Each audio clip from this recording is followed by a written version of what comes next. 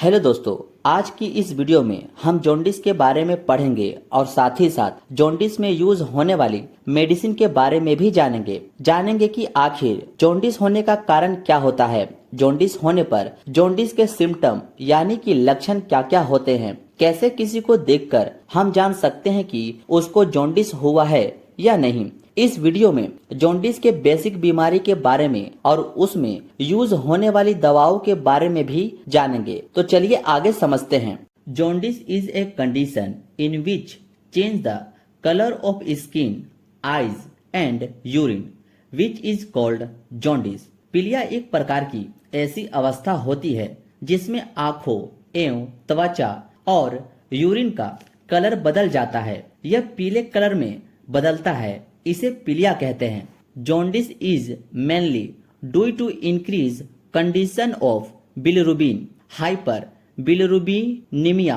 Bilirubin is a yellow colour pigment. जब bilirubin की मात्रा बहुत ज्यादा बढ़ जाती है तब पीलिया होता है। बिलिरुबिन एक प्रकार का पीला पिगमेंट होता है। हाइपर बिलिरुबिनीमिया एक ऐसी अवस्था है दोस्तों जिसमें बिलिरुबिन की मात्रा बहुत ज्यादा बढ़ जाती है। हाइपर का मतलब ही होता है दोस्तों ज्यादा और हाइपो का मतलब कम। अब 3 पॉइंट में बात करते हैं। समान अवस्था में बिलिरुबिन की मात्रा 0.1 से लेकर 1.0 mgdl होती है, पर जब पीलिया हो जाता है तब इसकी मात्रा बढ़ जाती है। 2.0 से लेकर 3.0 mgdl तक इसकी मात्रा बढ़ जाती है। इसका आप स्क्रीनशॉट ले लीजिए ताकि आपको नोट्स बनाने में आसानी होगी। अब आगे बढ़ते हैं। अब जानते हैं काउज ऑफ जॉन्डिस यानी पीलिया होने का कारण क्या है। पहला, bacterial infection.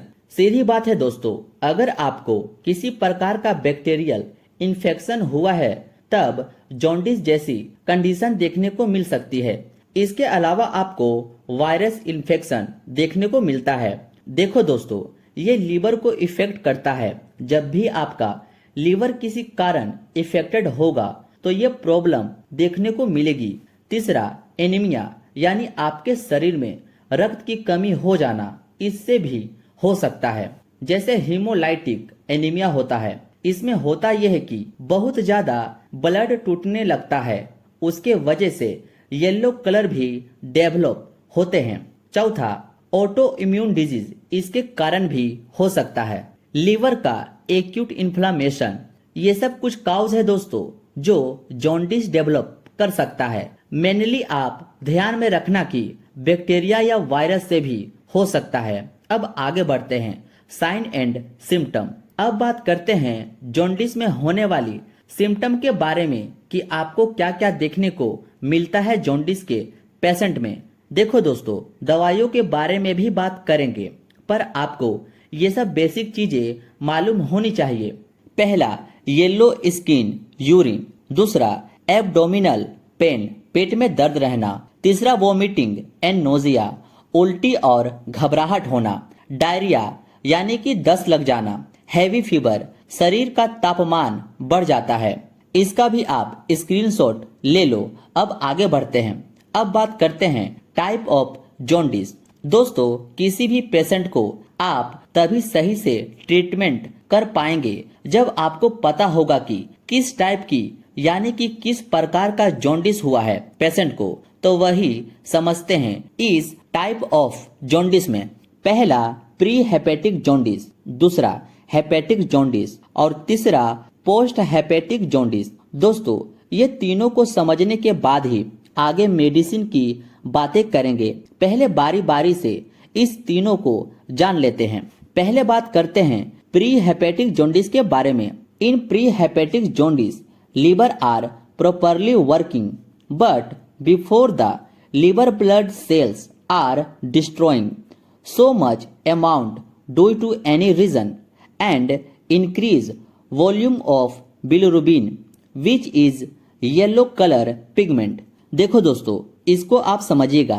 Pre hepatic jaundice में क्या हो रहा है कि आपके लीवर के पहले कोई दिक्कत है। मतलब जॉन्डिस तो है, पर इसका मतलब ये नहीं है कि लीवर में कोई प्रॉब्लम हो तभी पीलिया हुआ है। ध्यान रहे दोस्तों, पीलिया लीवर की बीमारी से हो रहा हो ऐसा जरूरी नहीं है। लीवर के पहले से कुछ और में दिक्कत होने से भी पीलिया हो सकता है। जरूरी नहीं है कि लीवर में दिक्कत हो तभी आपको जॉन्डिस हुआ हो। ये चीज आप ध्यान रखना। इसमें आप कंफ्यूज मत होना कि अगर किसी को पीलिया हुआ हो तो उसके लीवर का ही इलाज कर दें। आपको समझना होगा कि पीलिया हुआ क्यों है। देखो, बिलिरुबिन कहाँ से बनती है? जो हमारे ब्लड सेल हैं, आरबीसी हैं, ये टूटेगी। हीमोग्लोबिन टूटेगा तो यह टूट के बिलिरुबिन बनती है और ये नॉर्मली लीवर के अंदर होता है।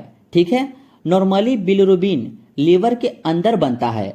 अगर मान लीजिए बेचारे लीवर की कोई गलती नहीं है, वह अपना काम प्रॉपर तरीके से कर रहा है, मगर ब्लड में कोई इन्फेक्शन आ गया है, ब्लड में कोई संक्रमण हो गया है, वो बैक्टीरिया सेल को तोड़ रहा है, ऑटो इम्यून डिजीज हो गया है, इम्यून सिस्टम में दिक्कत है, उसके वजह से सेल टूट रहे हैं, उसके वजह से पीलिया हुआ है और हम इलाज लीवर का कर रहे हैं, तो क्या इम्पैक्ट होगा?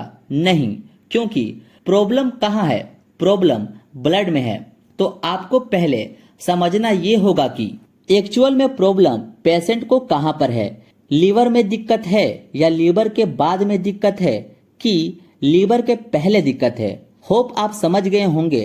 अब बात करते हैं किस कारण से प्री हेपेटिक जॉन्डिस हो सकता है। पहला, बैक्टीरियल इन्फेक्शन के वजह से, दूसरा वायरल इन्फेक्शन के वजह से भी हो सकता है, और तीसरा ड्रग्स टॉक्सिसाइटी, यानी कि ड्रग्स ज्यादा लेने से वो हमारे शरीर में टॉक्सिन का काम करता है, उसके वजह से भी हो सकता है। ये सब के कारण प्री हेपेटिक जॉन्डिस हो सकता है। अब नेक्स्ट बात करते हैं दूसरा, hepatic jaundice. Hepatic jaundice is due to dysfunctioning hepatocytes cell which is present in liver. Due to this reason increase the level of bilirubin. इस प्रकार की पीलिया जब होता है तब लीवर में उपस्थित हेपेटोसाइट कोशिकाएं ठीक से कार्य नहीं करती है। इस अवस्था में बिलिरुबिन की मात्रा बढ़ जाती है। इस प्रकार की पीलिया में आपको लीवर में प्रॉब्लम होती है। लीवर की कोशिकाएं ढंग से काम नहीं करती है, वो ज्यादा बिलिरुबिन तोड़ रही है। इस वजह से आपको दिक्कत देखने को मिल सकती है। अब बिलिरुबिन बढ़ रही है जो कि लीवर में होता है, इसलिए इसको हम सब हेपेटिक जॉन्डिस के नाम से जानते हैं। इसके होने के कुछ कारण हो सकते हैं, जैसे viral hepatitis, hepatitis B virus. आपने सुना होगा हेपेटाइटिस के बारे में कि किसी को हेपेटाइटिस बी हुआ है। ये लीवर को इम्पैक्ट करता है, उसके कारण होता है। दूसरी, ड्यू टू अल्कोहल ड्रिंकिंग, ज्यादा दारू की सेवन से भी ये हो सकता है। ये चीज आप ध्यान रखना कि वायरल हेपेटाइटिस और ओवर अल्कोहल ड्रिंक करने के वजह से होता है। अब बात करते हैं दोस्तों पोस्ट हेपेटिक जॉन्डिस, यानी कि लीवर कोशिका के बाहर या बाद में आने वाली कोई दिक्कत होगी, जैसे कि जब बाइल डक्ट और पेनक्रियाटिक डक्ट बंद हो जाती है, तब इस अवस्था में पर्याप्त मात्रा में बाइल जूस और पेनक्रियाटिक जूस नहीं मिल पाता। उस अवस्था में बिलिरुबिन की मात्रा बढ़ जाती है। Diagnosis of jaundice. पहली बात, आपको जॉन्डिस में कौन कौन से जांच करवाने चाहिए। पहला, एलएफटी लीवर फंक्शन टेस्ट, ये आप करवा सकते हैं, जिसमें बिलिरुबिन भी आती है और भी अदर बहुत सारी एलएफटी में आता है। दूसरा, सीबीसी कंप्लीट ब्लड काउंट। तीसरा, बिलिरुबिन टेस्ट भी आप करवा सकते हैं। चौथा, यूरिन एग्जामिनेशन। पांचवा, सीटी स्कैन। और छठा, एमआरआई। और हाँ दोस्तों, एमआरआई बहुत रेयर में करते हैं, ठीक है, जब बहुत ज्यादा डाउटेबल केस होता है तब। ये कुछ टेस्ट हैं जो जॉन्डिस को डायग्नोसिस करने के लिए करते हैं।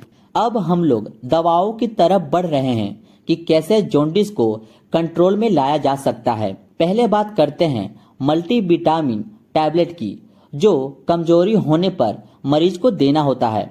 दूसरी, फोटोथेरेपी बाय सनलाइट। फोटोथेरेपी क्या होती है?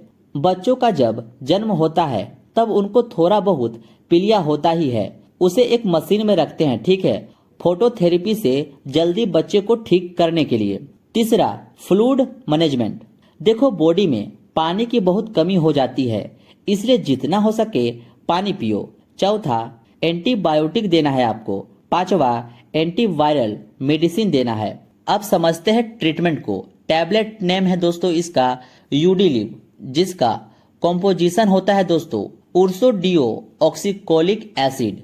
यह लीवर में हुए संक्रमण को बहुत जल्दी ठीक कर देता है, बहुत अच्छे से काम करता है। ये कुछ इस तरह का मेडिसिन होती है। अब इसका डोज जान लेते हैं। दिन में 2 बार दी जाती है, ये ध्यान रखना। देखो दोस्तों, यूडिलिव मैं आपको इसलिए बता रहा हूँ क्योंकि ये काफी फेमस दवा है इस नाम से। बस आपको इसका कॉम्पोजिशन याद रखना है, क्योंकि मार्केट में और भी ब्रांड नेम की ये टैबलेट मिल जाती है। डोपालेक सिरप है दोस्तों, इसका कॉम्पोजिशन दोस्तों है लेक्टुलोज। यह जॉन्डिस में पेट साफ करने में मदद करता है, ये काफी फायदा करता है। इसका डोज है दोस्तों 5 ml, दिन में 2 बार। आप सोच रहे होंगे कि मैं पोटी का दवा क्यों बता रहा हूँ, तो देखो दोस्तों, याद रखना, जितना आपका पेट साफ होगा जॉन्डिस उतना ही जल्दी ठीक होगा। इस बात को आप नोट कर लेना, जितना आपका पेट साफ होगा आपको उतना ही जॉन्डिस ठीक होने में फायदा होगा। इसलिए आप देखे होंगे जब किसी को जॉन्डिस होता है तो उसे लोग पपीता खिलाने का सलाह देते हैं। क्यों देते हैं? इसलिए ही कि उसका पेट पपीता खाने से साफ रहे और जल्दी ठीक हो सके। और हाँ दोस्तों, जॉन्डिस में ऑयली चीजें खाने से बचे, क्योंकि जॉन्डिस में लीवर कमजोर हो जाता है।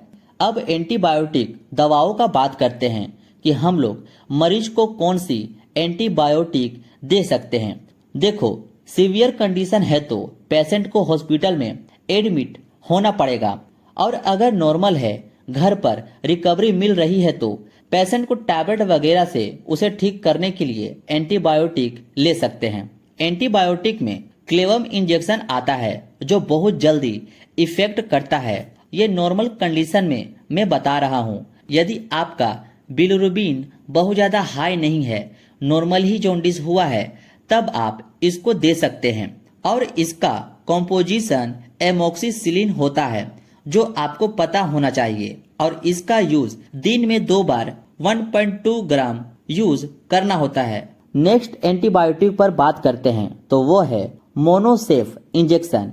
इसका कॉम्पोजिशन सेफ्ट्रियाजोन सोडियम होता है। ये भी बहुत अच्छी इफेक्टिव एंटीबायोटिक है, और इसको दिन में 2 बार 1 ग्राम मरीज को देना होता है।